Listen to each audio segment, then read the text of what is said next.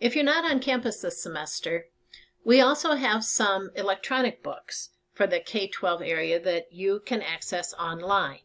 So I'm going to show you how to find those. They're in our Ebsco databases. I'm going to go out to the course guide that we put together for NRES 301, and right at the top of this course guide there's a list of the ebook collections.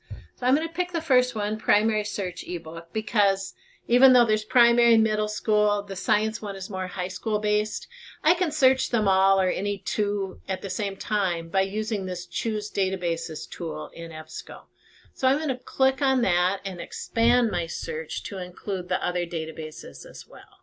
So the primary one, primary search is checked. I want to find middle school, middle search reference ebook collection.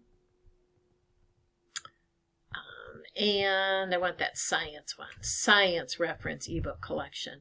Each of these also has a reference center or a search that goes with it, primary, middle school, and science. And you could go there to find articles on your topic as well. But right now we're going to focus on books.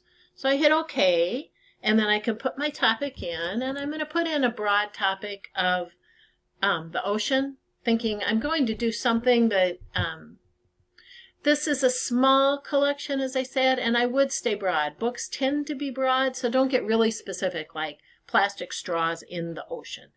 At this point, stay broad. And you can scroll down the list and get a sense of what kinds of ebooks are available on your topic. So I see something here about circulation and climate. There's one up that's very general about oceans, the first one. Here's one that's looking specifically at ocean pollution. The water cycle. So you might get ideas about what you could do with your students. You may also find some activity guides here, like this one is robotics and makerspace activities. There must be something in there about oceans or it wouldn't have shown up, so I could open that up and look for that section of the book that might have some activities. But you could use any one of these for your evaluation assignment or in your lesson plan, and you can access it from anywhere without having to come to the library.